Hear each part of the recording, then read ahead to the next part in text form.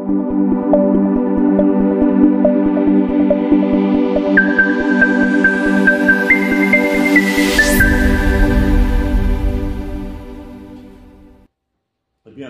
donc là nous passons tout de suite donc, à un exercice pratique, le premier exercice pratique. Vous voyez, et ce qui m'intéresse, encore une fois, je vais vous présenter les différents éléments qui composent la matrice de manière progressive, dans l'ordre. Donc ça se fait chronologiquement et successivement.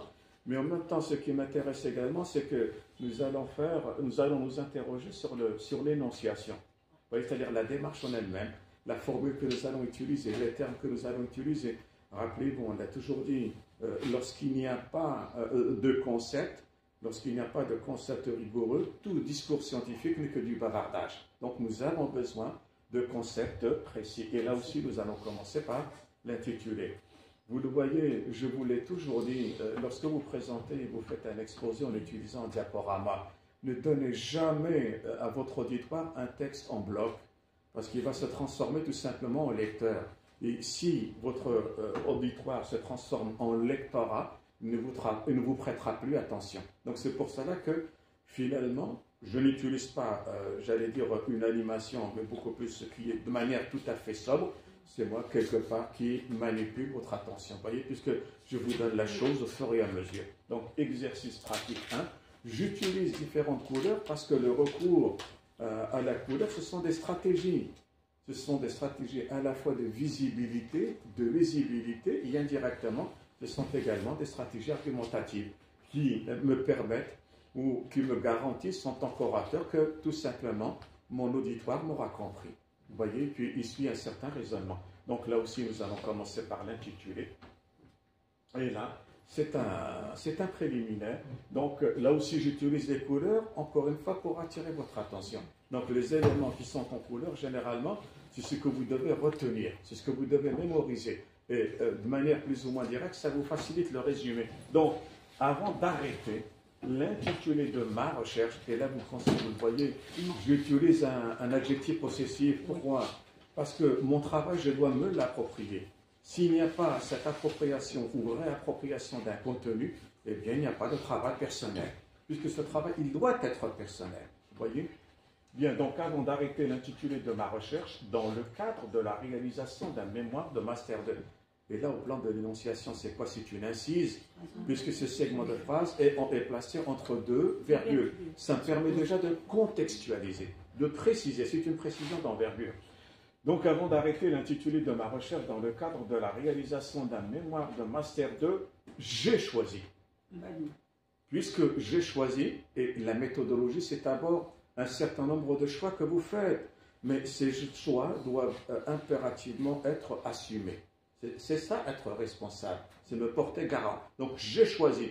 Et lorsqu'on choisit, cela signifie que vous avez une pleine conscience de ce que vous êtes en train de faire, de ce que vous êtes en train d'entreprendre.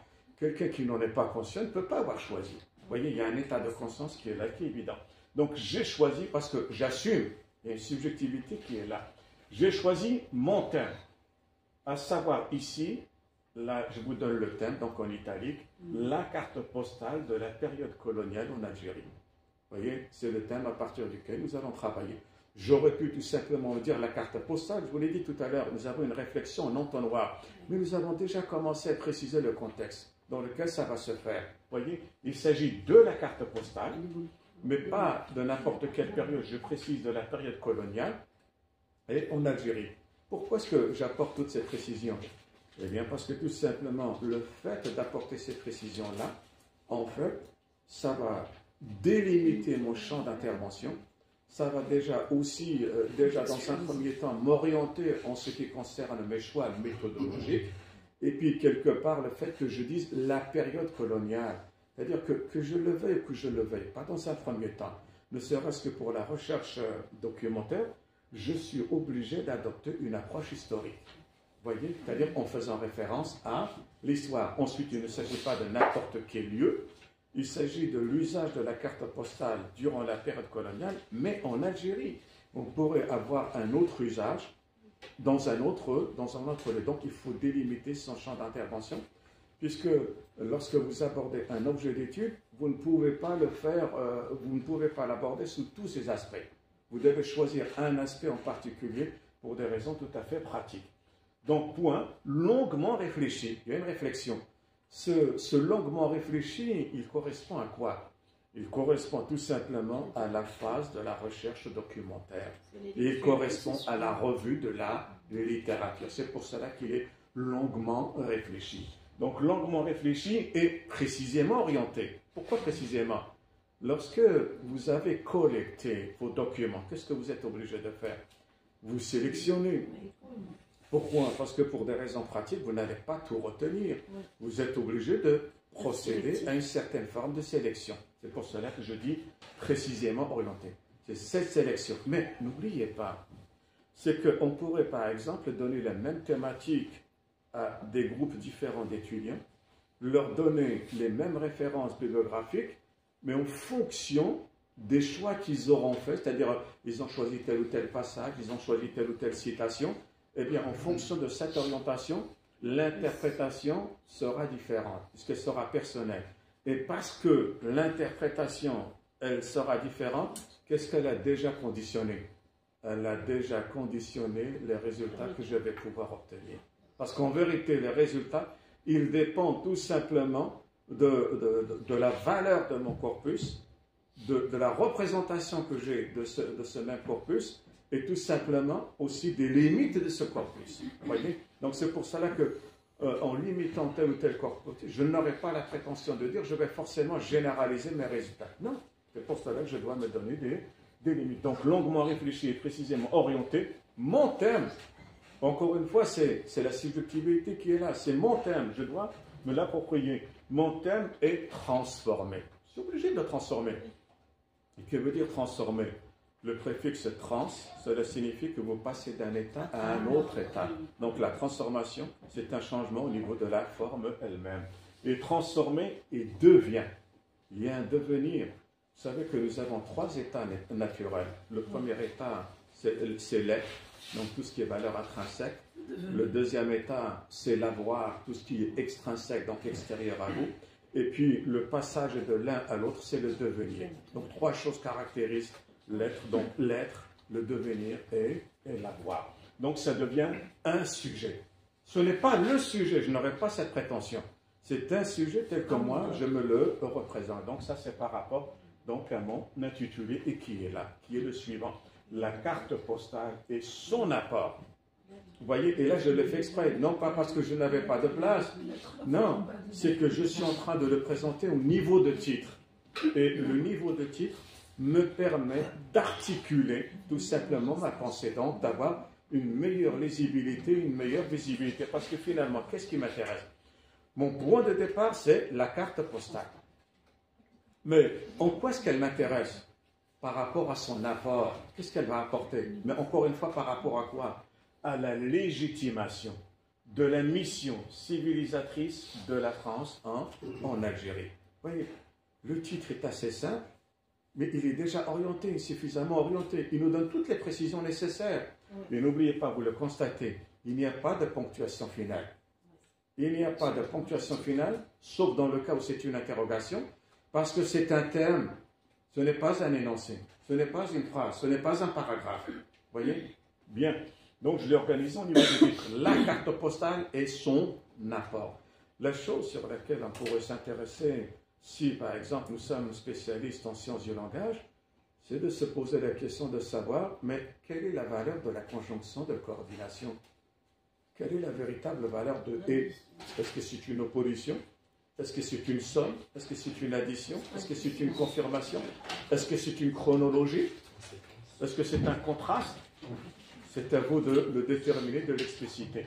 Donc la carte postale, parce que j'en parle en tant que support de manière absolue, c'est pour cela que je l'ai mise, donc avec un déterminant défini, c'est un substantif au singulier.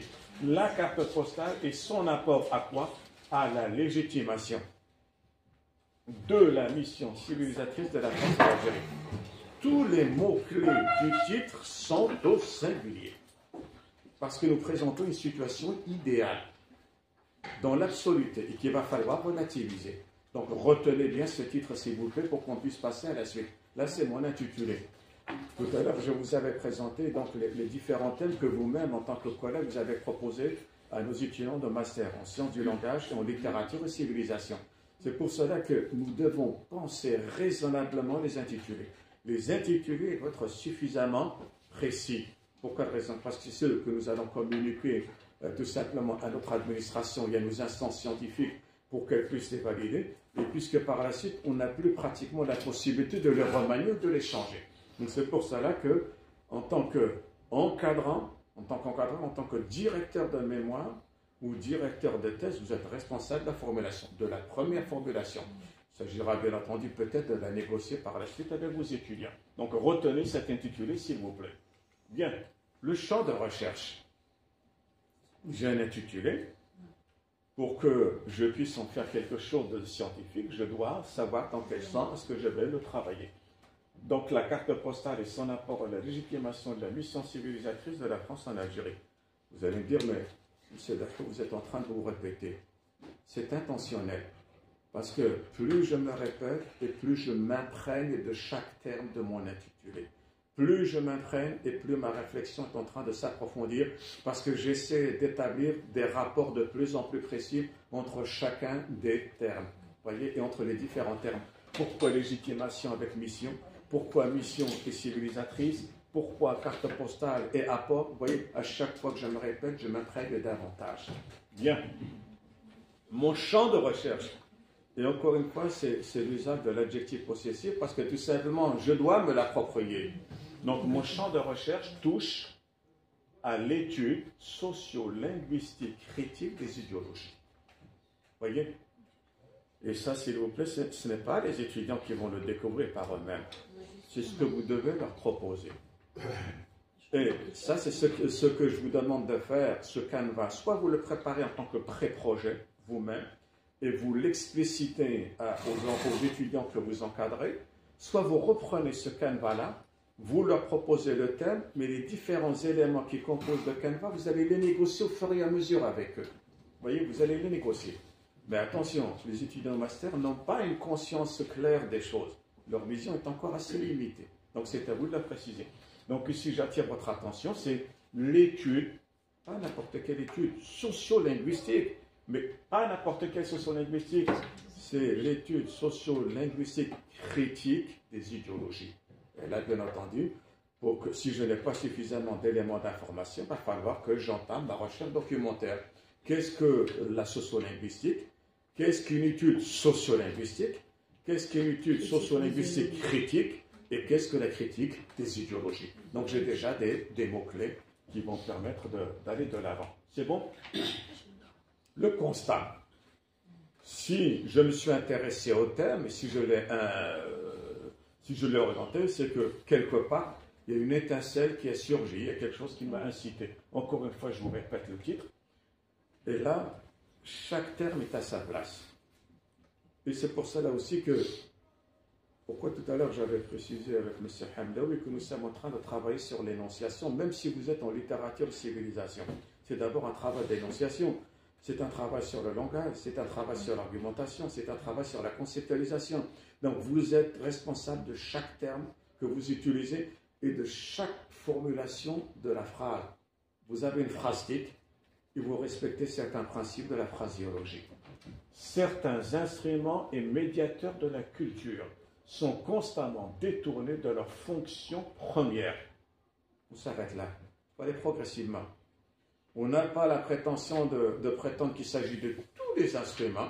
Non, c'est certains instruments. Ensuite, qu'est-ce que nous avons dit? Les médiateurs. Pourquoi est-ce qu'on n'a pas dit certains médiateurs? C'est pour déjà montrer, insister sur le fait qu'un médiateur est d'abord un instrument. Et un instrument, c'est un outil que vous allez utiliser, que vous allez manipuler. Et la manipulation, elle dépend tout simplement de votre savoir-faire et de votre savoir-agir, de votre savoir-être aussi. Donc, certains instruments, parmi lesquels les médiateurs. Mais qu'est-ce qu'un médiateur? C'est d'abord un média. Et quel est l'intérêt du média? Le média, c'est une sorte d'intermédiaire entre moi et la chose. Lorsque vous dites immédiatement, réellement immédiatement cet adverbe, qu'est-ce que cela signifie? Immédiatement, c'est le contraire. Non, immédiatement. C'est vrai, actuellement, lorsque vous dites à quelqu'un, vous le faites de manière immédiate, c'est-à-dire tout de suite. Mais réellement, non. Littéralement, immédiatement, c'est-à-dire il n'y a pas d'intermédiaire entre nous. Il n'y a pas de média. Parce que qu'est-ce que le média? C'est ce qui me permet de... C'est la passerelle qu'il y a. Donc, immédiat, sans média entre nous. Donc, il n'y a pas d'intermédiaire. C'est un direct, un face-à-face. Donc, certains instruments et médiateurs de la culture sont constamment... Vous êtes responsable aussi de l'adverbe. Constamment. Indique quoi? C'est la temporalité. Mais pas simplement la temporalité. C'est la fréquence aussi. C'est la périodicité. Et là, c'est une affirmation. C'est une affirmation que vous devez soutenir. Parce qu'on pourrait dire, certains instruments médiateurs de la culture sont détournés. Mais ça me dérange si je n'ai pas cette précision de temps. Entre sont détournés et sont constamment détournés, c'est un point de vue que vous avancez. C'est une hypothèse quelque part que vous avez formulée sans le savoir. Nous sommes déjà dans l'hypothèse. Donc, sont constamment quoi? Détournés. Détournés, qu'est-ce que cela signifie? Vous savez, vous qui êtes en sciences du langage, n'importe quel objet a ce qu'on appelle une fonction première. Si vous le détournez, qu'est-ce que cela signifie? Il aura une seconde destination. La destination, ce n'est pas simplement le lieu où vous allez parvenir. La destination, c'est la chose, c'est la fonction que vous proposez à, tout simplement, à l'objet. Donc, voilà à quoi sert la carte postale. Je la détourne, donc je vais faire un autre usage. Vous voyez, c'est ça. Donc, sont constamment détournés quoi? De leur fonction première. Par qui? Les pouvoirs. Par les pouvoirs. Colonial. Pouvoir, c'est... Non, dans un premier temps, c'est tout le monde et n'importe qui. Parce qu'après tout, on a précisé certains instruments. Mais est-ce qu'on les a nommés? Mais non, il faut y aller progressivement. Donc, par les pouvoirs en place. C'est-à-dire dans la synchronie. Pas les pouvoirs qui étaient... Non, non, ceux qui sont en place, par les pouvoirs en fonction de votre contexte. Hein. C'est en fonction du contexte.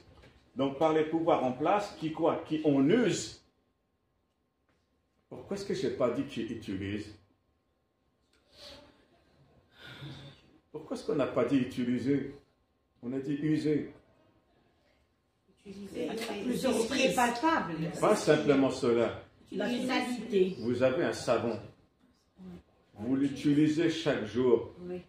Qu'est-ce qui se passe? Il est usé. Il est usé. Oui. C'est-à-dire qu'il perd de la matière. Oui. À chaque fois, il réduit de volume. Donc c'est pour cela aussi, à force d'utiliser un même instrument, il va s'émousser. Vous savez, un instrument au départ, lorsque vous achetez un mouchoir, il est rugueux, n'est-ce pas? Mais de lavage en lavage, de lavage en lavage, qu'est-ce qu'il devient? Les fibres, elles vont devenir de plus en plus souples. Tellement souples qu'à un certain moment, il va y avoir un relâchement et le tissu va se déchirer. Donc à trop utiliser un instrument, vous l'épuisez tout simplement. Il n'aura plus sa valeur. C'est comme un élastique. Au départ, il est fort. Mais après un certain nombre d'utilisations, il va y avoir un relâchement. Il ne va plus accomplir son travail. Pourquoi est-ce qu'il a été...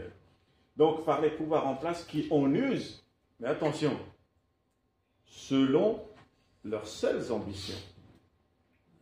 Pas selon la volonté des autres. Non, non, non. Selon leurs seules ambitions. De quoi? De pérennité.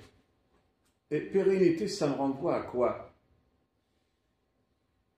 Vous dites de quelque chose qu'elle est pérenne. Elle dure. Elle dure.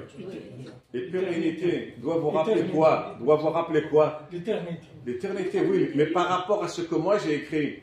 Le pouvoir politique. Oui, mais encore par rapport aussi à l'adverbe que j'ai utilisé constamment. Est-ce que vous comprenez maintenant pourquoi est-ce qu'on a utilisé constamment? Parce que par la suite, il y a le mot pérennité. Vous voyez, enlever l'adverbe et pérennité n'a plus aucun sens. Est-ce que vous comprenez que vous êtes responsable de la phrastique? Vous êtes responsable de la phraséologie, vous êtes responsable des termes que vous utilisez. Il doit y avoir une logique qui est là. Si j'utilisais constamment, ce n'est pas par hasard. Parce que par hasard, je retrouve cette idée dans pérennité. Donc certains instruments et médiateurs de la culture sont constamment détournés de leur fonction première par les pouvoirs en place qui ont eu selon leurs seules ambitions de pérennité. Point virgule. J'aurais pu mettre un point.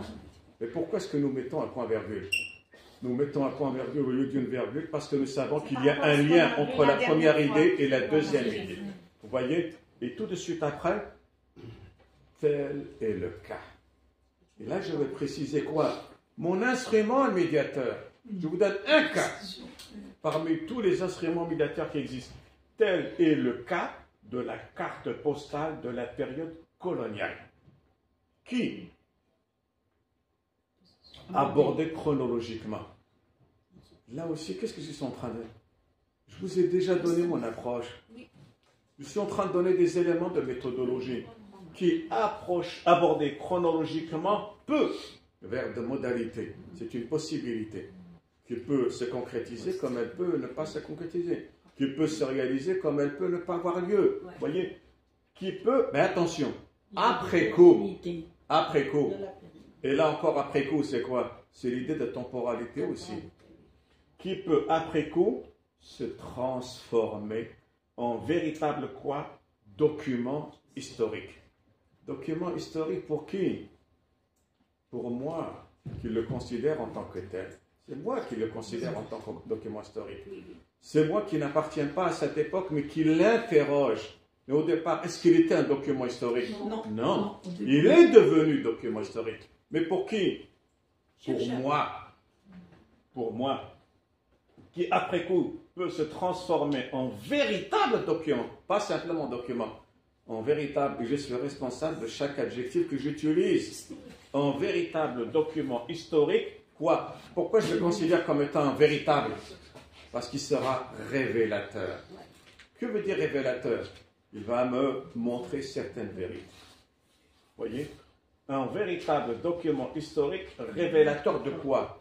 De l'état d'esprit d'une époque.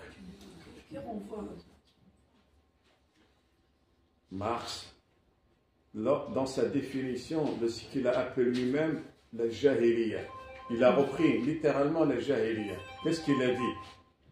C'est l'esprit d'une époque sans esprit. C'est l'esprit d'une époque sans esprit. Donc, un véritable document historique révélateur de l'état d'esprit d'une époque. Et combien y a-t-il de phrases? Il n'y a qu'une seule phrase. Combien y a-t-il de paragraphes? Il n'y a qu'un seul paragraphe. Et j'ai tout dit. J'ai tout dit. Et tout est là. Pourquoi est-ce que lorsqu'un pré-projet, un avant-projet, il est bien rédigé? C'est un squelette. Et tout le travail de nos doctorants, de nos macérants, consiste à habiller ce squelette.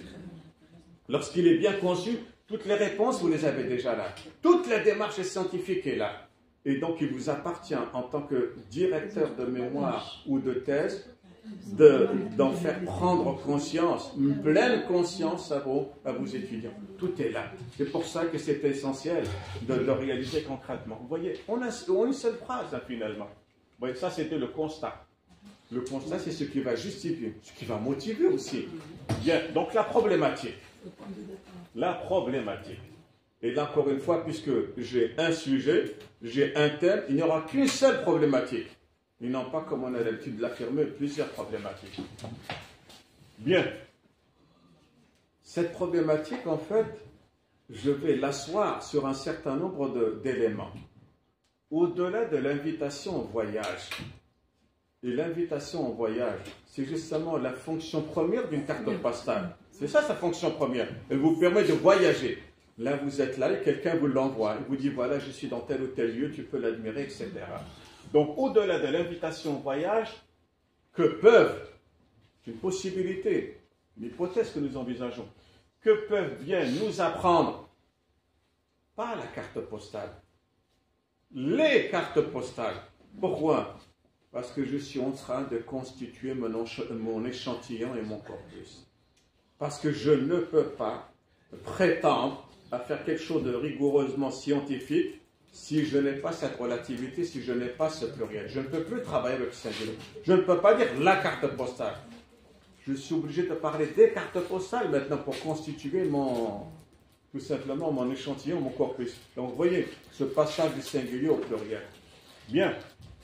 Au-delà de l'invitation au voyage, que peuvent bien nous apprendre les cartes postales, pas n'importe lesquelles, de la période coloniale, mais sur quoi? Sur l'histoire de l'Algérie. Vous voyez comment est-ce que vous êtes en train de construire progressivement la chose, mais de manière tout à fait raisonnable. Ensuite, s'il y a une histoire, il y a forcément une idéologie. Quelle idéologie véhicule-t-elle? Soit ces cartes postales, elles véhiculent une idéologie, soit elles la reconduisent.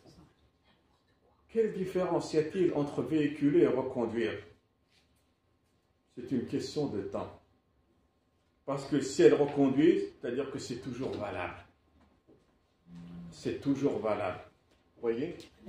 Quel discours aussi, oui, se donne ainsi à lire en filigrane, parce que ce n'est pas un discours direct.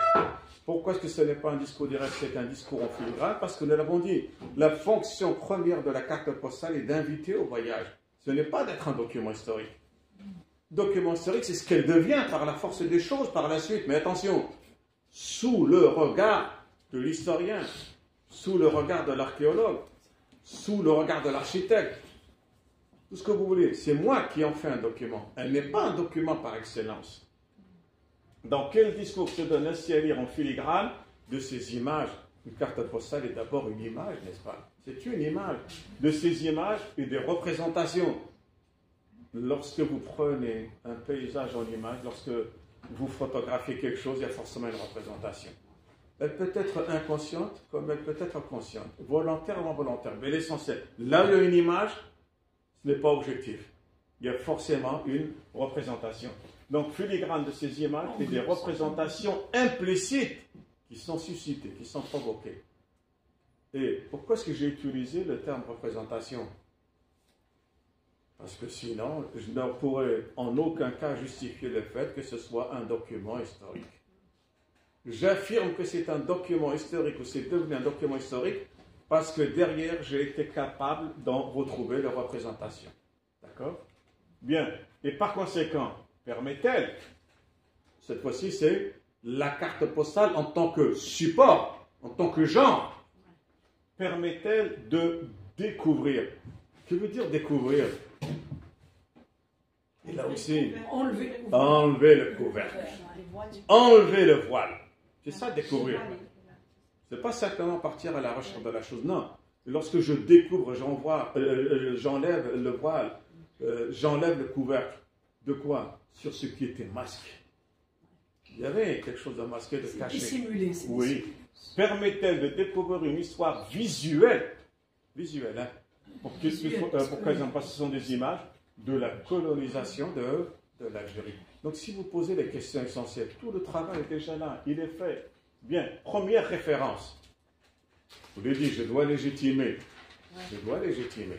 Si j'ai pu aboutir à toutes ces premières hypothèses, ces premières idées, c'est que forcément j'ai consulté des documents auparavant. Voilà un document, voilà ce qu'il nous dit. La carte postale permet de découvrir les transformations qui touchent le paysage urbain et rural, l'architecture des grandes villes, le développement des infrastructures de transport ou encore tout simplement ce qui a fait la réputation d'un lieu et a su séduire ses visiteurs. Vous allez dire, mais qu'est-ce que ça a à voir avec la colonisation? Peu importe, mais c'est quelque chose qui a suscité mon intérêt, qui m'a interpellé. Et là, puisque c'est une citation, je l'ai mise entre guillemets, puisque c'est un énoncé, ce n'est pas moi qui l'affirme. Ensuite, le 3 points de suspension entre crochets, pas entre parenthèses, cela signifie que j'ai enlevé un segment. Mais attention, vous enlevez le segment sans falsifier la pensée de l'auteur. Ne faites jamais dire à un auteur ce qu'il n'a jamais dit. Vous n'avez pas le droit. Sinon, vous devenez des faussaires. Et là, bien entendu, ici, c'est des archives que j'avais consultées, donc histoire, documents, iconographie, carte postale. Et là, vous comprenez, par exemple, pour quelle raison, à certains moments, j'ai affirmé que la carte postale devient un document historique. Oui, c'est à partir des lectures préalables que nous avons faites. Donc ça, c'était la première référence. Bien, la problématique. Tout à l'heure, c'était des questions que je m'étais posées. À partir de ces questions-là, j'ai ramassé, j'ai fait une synthèse, et voilà quoi ce que j'ai abouti. Que peut, objectivement, que veut dire l'objectivité? Quand est-ce qu'une chose peut être considérée comme étant objective? Sinon, elle relève de la subjectivité. Scientifiquement, une chose est considérée comme étant objective lorsque vous la soumettez à la procédure d'expérimentation, vous vérifiez, et selon un protocole. Tout ce qui est reproductible expérimentalement par quelqu'un d'autre, en dehors de moi-même, suivant un protocole que j'ai présenté, c'est considéré comme étant objectif.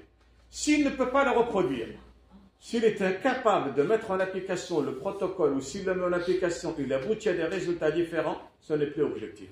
C'est de la subjectivité. D'accord? C'est quoi l'éducation? J'ouvre des parenthèses. Qu'est-ce que l'éducation? Définissez-moi l'éducation. C'est quoi l'éducation? C'est modifier un comportement, ça. Modification au niveau de comportement. Le problème, c'est que nous nous en tenons toujours aux définitions que nous a données l'université. Oubliez tout ce que vous avez après l'université. Et voilà ce que Jean Guénaud, il nous dit de l'éducation. Qu'est-ce que l'éducation? L'éducation a pour but de protéger qui? Les parents. De quoi? Du regard de leurs enfants. Vous voyez? L'éducation a pour but de protéger les parents du regard des enfants. Ok? Que peut objectivement nous apprendre quoi? La carte postale. Et là, je reprends les termes chaque fois. Je dois me répéter. Et c'est ce qui fait la différence entre la démarche anglo-saxonne et l'approche francophone. L'approche francophone, elle est faite de cloisonnement. Elle est faite de synonymie. Tellement de synonyme en synonyme que ça devient ridicule parce qu'on se contredit. L'approche anglo-saxonne, et Madame la Présidente du Conseil scientifique de la faculté en tant que spécialiste du domaine est là, eh bien, s'il faut répéter 36 fois le même terme, on le répétera pour éviter toute ambiguïté. Pour éviter toute ambiguïté. Dans la démarche anglo-saxonne, quelqu'un a utilisé, a essayé, a vérifié un concept. Je vois si c'est valable. C'est valable, je le garde.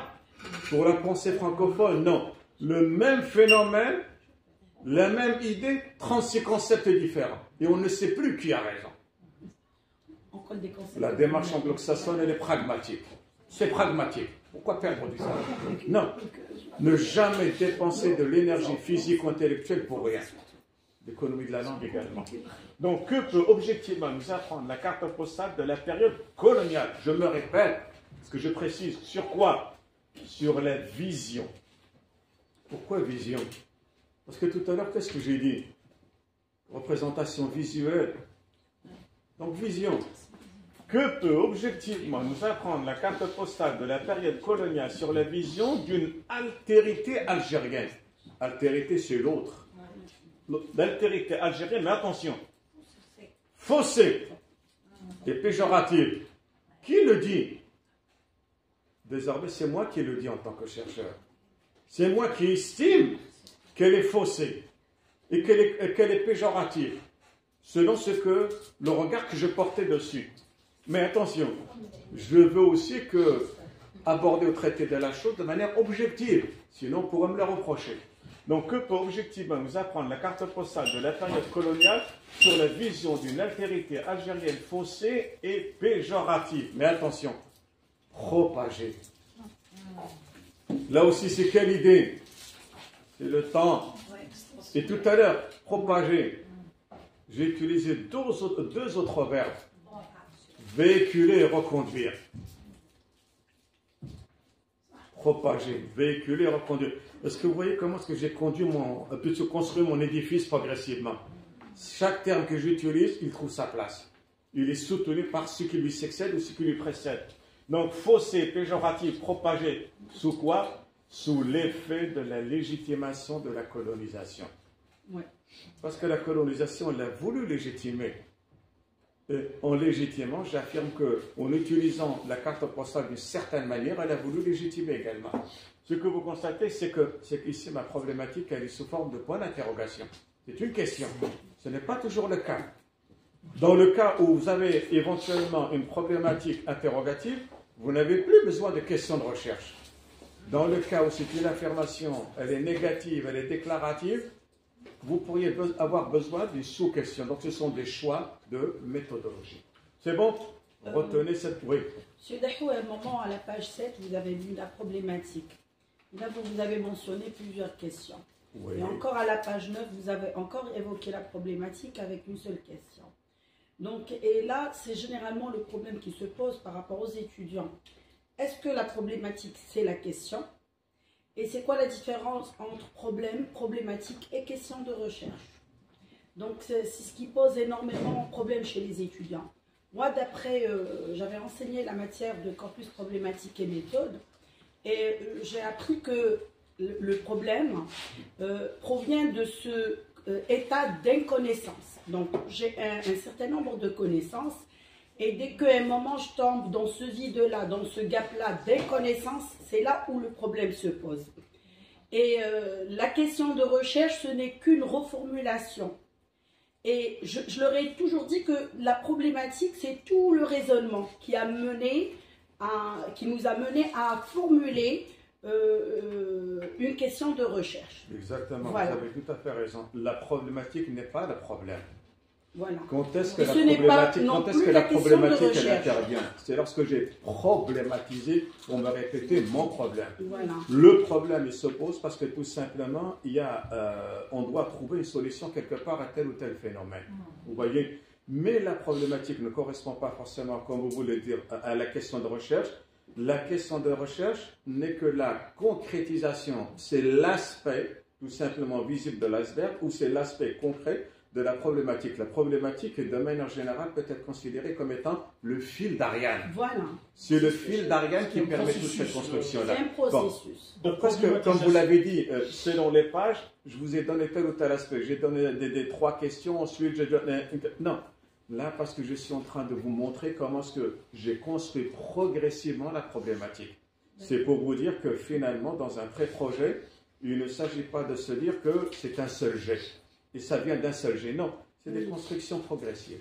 Voilà. C'est pour cela que je vous ai montré ce lien logique, ce fil d'Ariane que je suis en train de tisser. Pourquoi est-ce qu'à chaque fois je vous dis, par exemple, pourquoi est-ce que j'ai utilisé propager?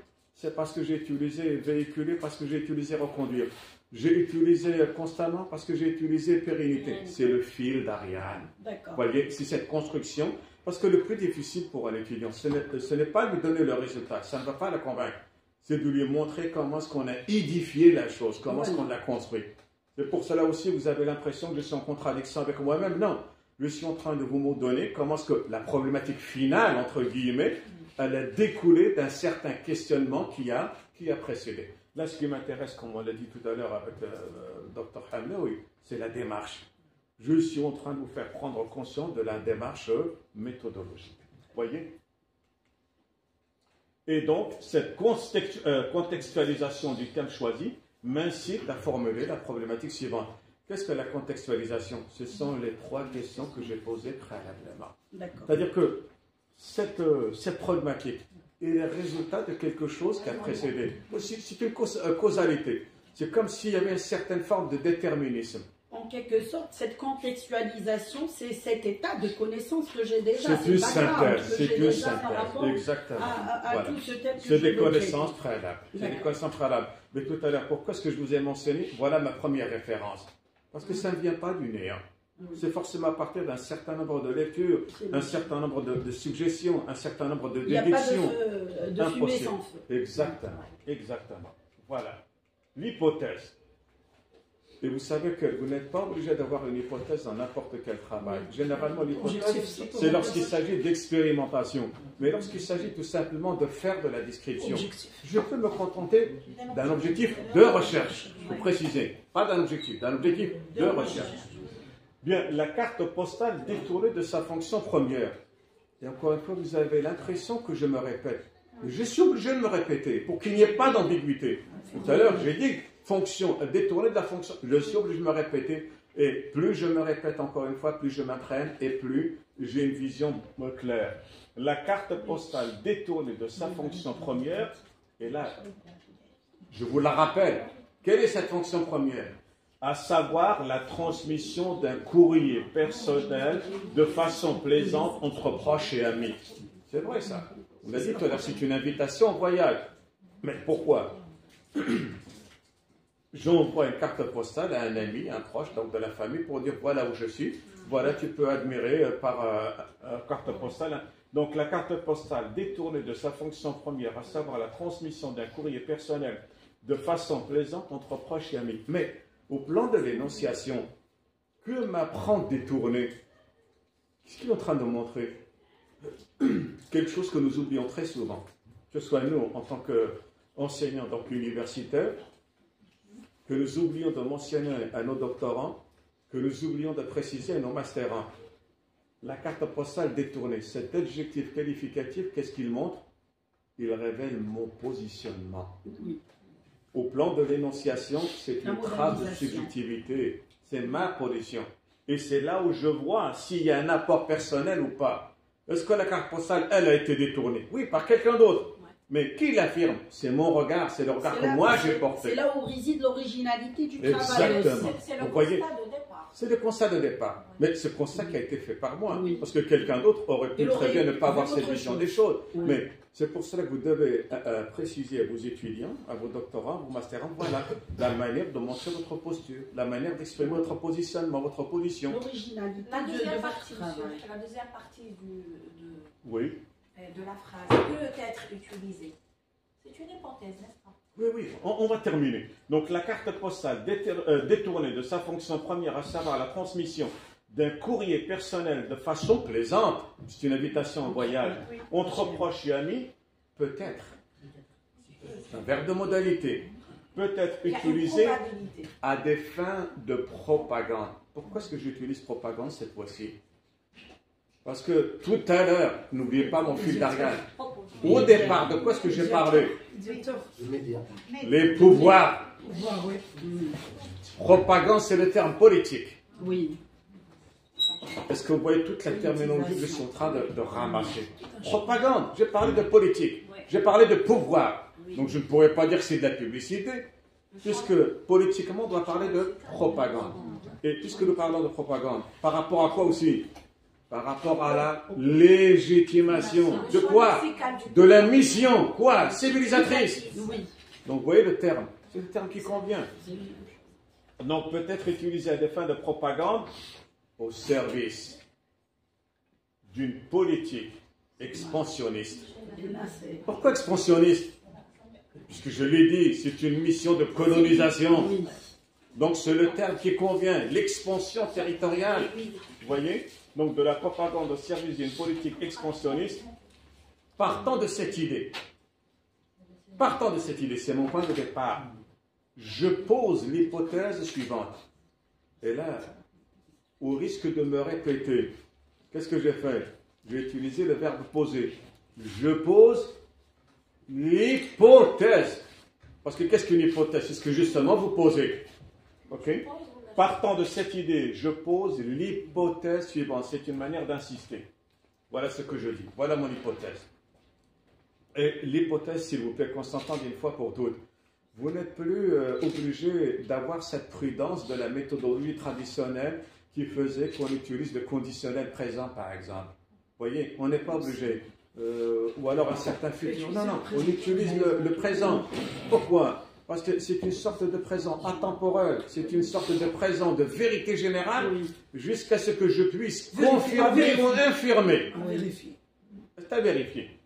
La carte postale, et là j'en parle en tant que genre, n'oubliez pas, lorsque je parle en tant que corpus, en tant qu'échantillon, c'est les cartes postales, mais là en tant que genre. La carte postale de la période coloniale, je répète, c'est obligé, précision, propage une culture informelle. Pourquoi informelle? Parce qu'elle est, tout à l'heure, qu'est-ce que j'ai dit? À un certain moment, si vous vous rappelez, qu'est-ce que j'ai utilisé? J'ai utilisé le terme représentation. Et comment est-ce que je les ai qualifiés? Implicite. Oui. Donc c'est implicite, là, qui rejoint tout simplement culture informelle. Vous voyez les termes qu'on utilise? Donc une culture informelle, quoi? De la légitimation expansionniste. Qui correspond à quoi? À la mission civilisatrice. C'est moi qui l'affirme. Donc ça demande d'être confirmé ou infirmé. Mais là, vous le voyez, j'ai mis un point. Parce que c'est moi qui le déclare. Ce n'est plus un titre, je le déclare. La carte postale de la période coloniale propage, c'est le présent de l'indicatif. Donc celui de la certitude, une culture informelle de la légitimation expansionniste. Jusqu'à ce qu'on m'apporte la preuve matérielle contraire. Oui. Vous me suivez? Les mots, ils sont C'est bien bon. posés. Hein. Deuxième référence. Non, Je vous l'ai dit. Pourquoi est-ce que je vous donne à chaque fois la référence? Pour faire preuve de rigueur scientifique, pour que vous ne puissiez pas me dire, attention, c'est des choses que vous déclarez simplement comme cela. Non, non, je me suis reposé sur des références. Deuxième référence, et là, la carte postale de la période coloniale propage une culture informelle de la légitimation expansionnelle. Tout à l'heure, qu'est-ce que j'avais repris? C'est mon intitulé. Cette fois-ci, c'est mon hypothèse. Bien. Voilà.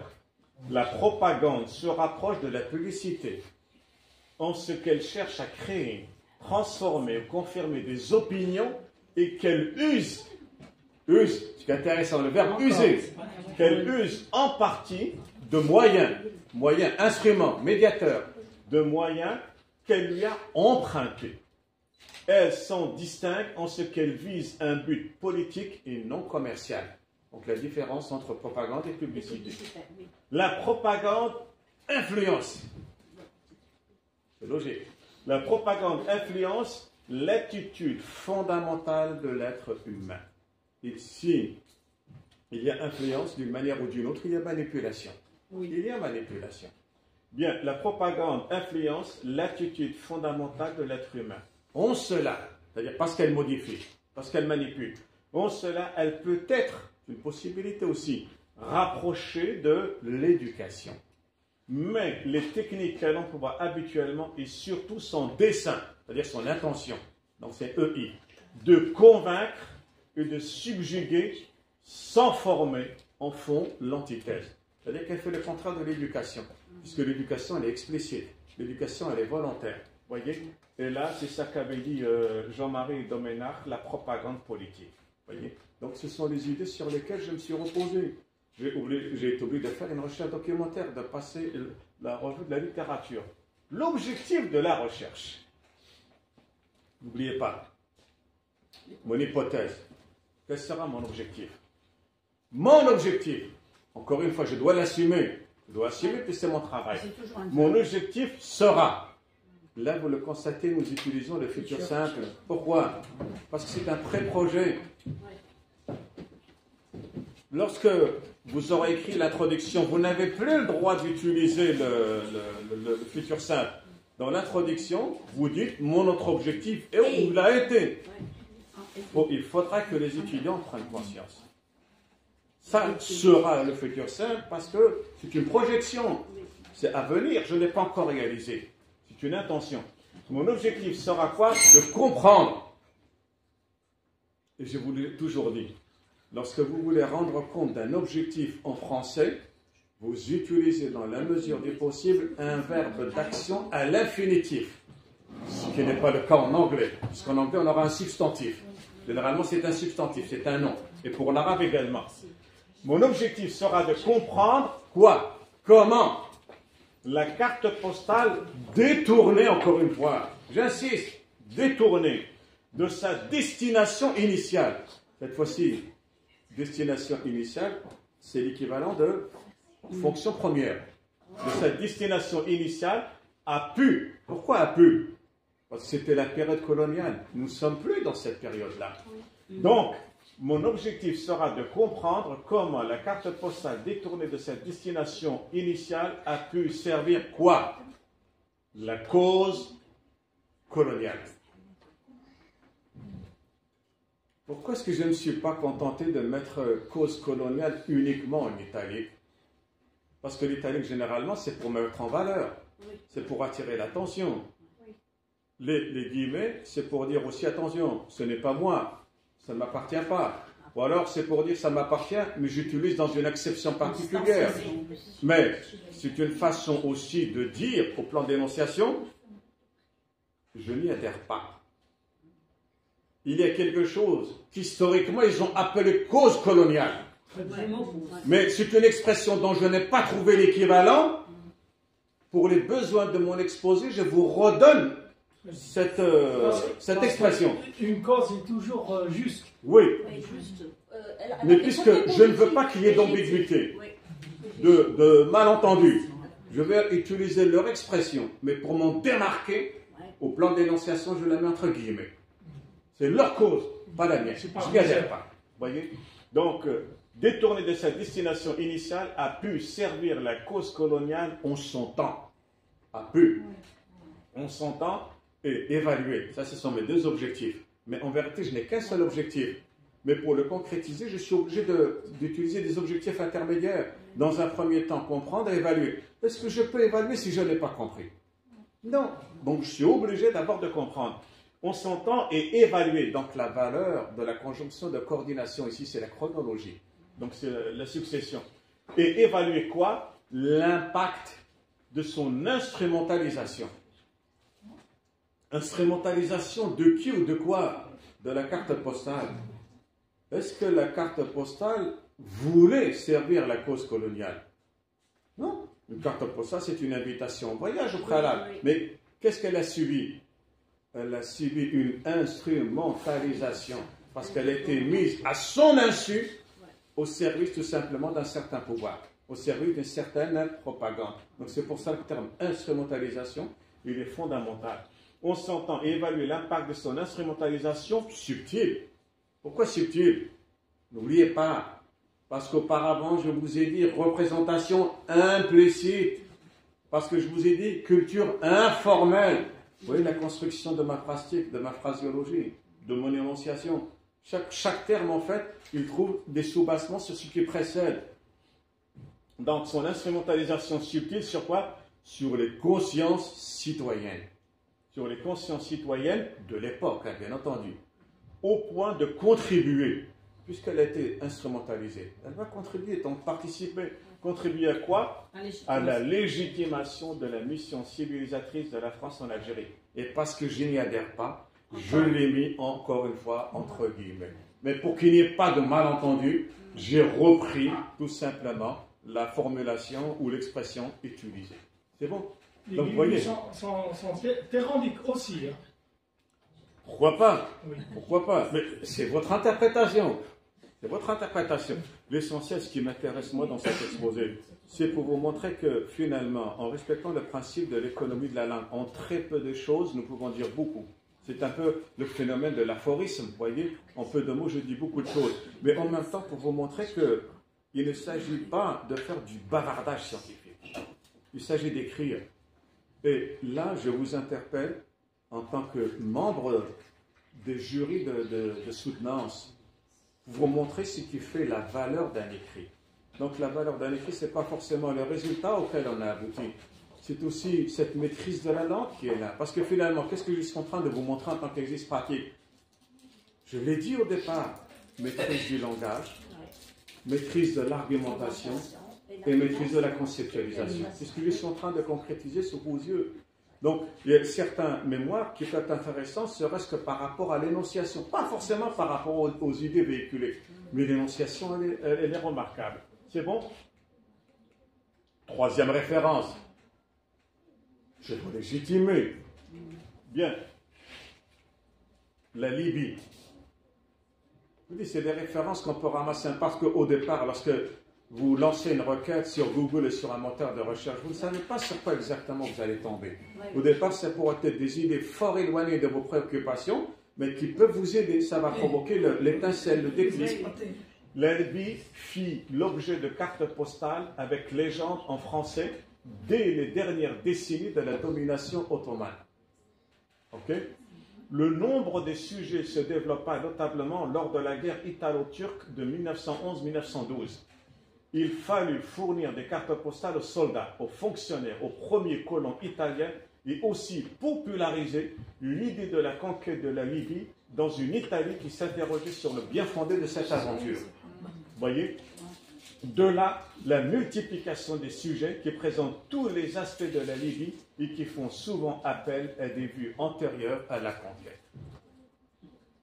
S'il l'en fait pour la Libye, pourquoi est-ce qu'il ne l'aurait pas fait pour l'Algérie?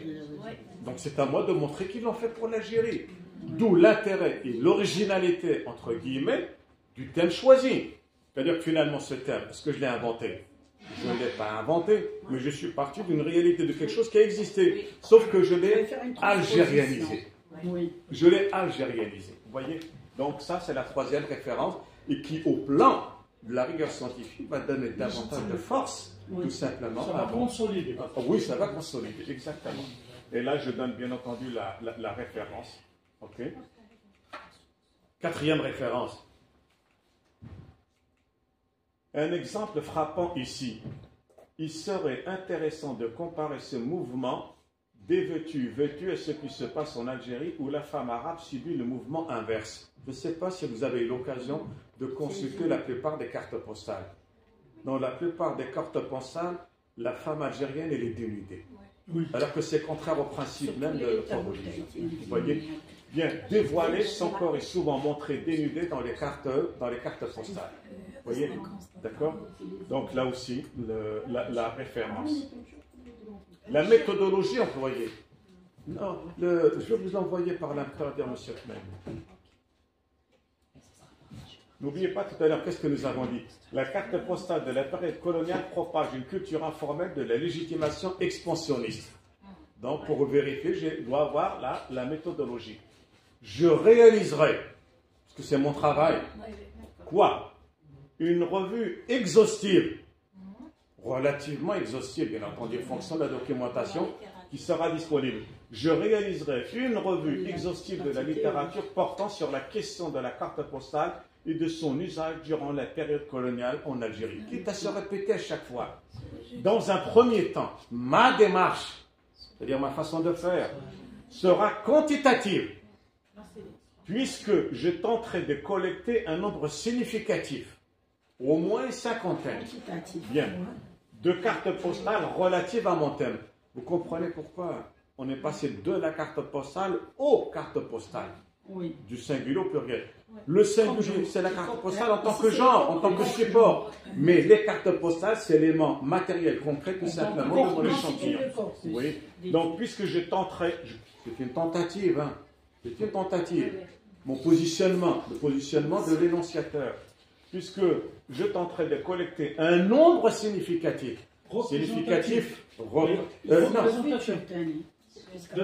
tout à fait, M. Ahmed. Il faut faire un peu la différence entre, qu'est-ce que vous avez dit, représentatif et significatif. Parce que si j'utilise le terme représentatif, c'est parce que j'ai la prétention d'aboutir à une généralisation par la suite, ce qui n'est pas forcément vrai.